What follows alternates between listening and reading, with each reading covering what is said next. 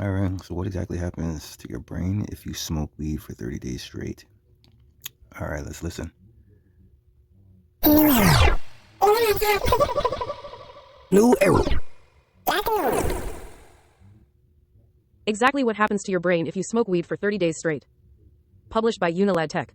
Many people believe that it's completely harmless. Marijuana, often referred to as cannabis or weed, is one of the more popular recreational drugs across the world despite being classed as illegal in most countries, and many active smokers consider it to be far less harmful than its nicotine sibling. This is because of the absence of tar and harmful nicotine within a cannabis joint, although studies have shown that it still leads to issues in the heart and lungs over a long period of time due to smoke inhalation.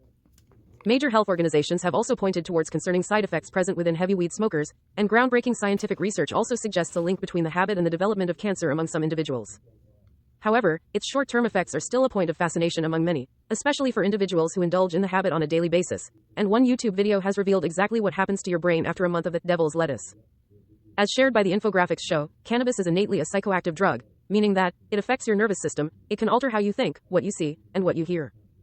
It might not necessarily be as extreme when it comes to transforming the perception of your brain compared to hallucinogenics, but it still has an immediate impact that can be particularly unpleasant for first-time smokers if they don't have the right vehicle, ergo brain, to handle the drug. Even a day after you've smoked, you could experience some fuzziness of memory, especially around the period that you smoke the drug, as weed directly impacts this area of the brain known as the hippocampus, which helps you process new memories. After a week though, there's a good chance that you'll still be fine and experience no considerable changes, although you might have put on a little bit of weight due to the impact of weed on the brain's hypothalamus, which tricks your body into thinking it's hungry, a classic case of the munchies.